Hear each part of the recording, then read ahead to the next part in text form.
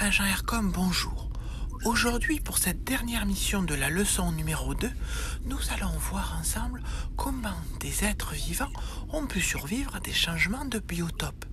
Oui, je rappelle, vous avez déjà vu qu'il y avait des survies lorsque les mauvaises saisons arrivaient. Vous avez vu aussi des survies lorsqu'il y avait des incendies. Et lors du dernier cours, vous avez pu voir que les écosystèmes avaient pu beaucoup changer parce que justement l'environnement avait beaucoup changé. Vous rendez-vous compte, dans les Alpes, avant, il y a 200 millions d'années, il y avait la mer. Et plein d'êtres vivants qui existaient à l'époque ont disparu de nos jours. Justement, je me pose la question de cette disparition.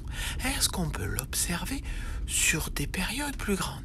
Vous allez avoir à étudier le graphique ici, qui vous montre l'évolution du nombre de fossiles au cours du temps.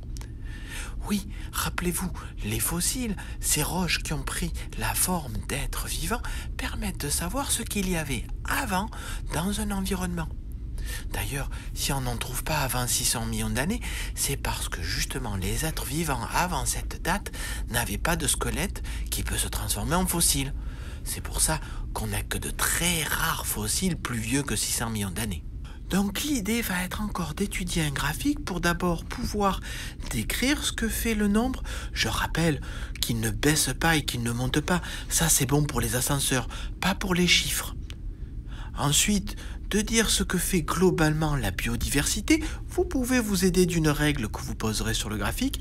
Et enfin, de tracer ou de donner les dates de périodes où il y a eu de nombreuses disparitions. Parfois même, et vous pouvez la trouver, ça sera un bonus, la moitié des espèces qui existaient à une époque ont complètement disparu. Si ça, c'est pas une crise ou une catastrophe, je sais pas ce que c'est. J'espère que pour vous, la lecture de ce graphique vous apportera de nouvelles compétences. Si jamais vous avez des questions sur ce travail, n'hésitez pas à les poser à votre agent de liaison. Je vous dis bon courage et à bientôt.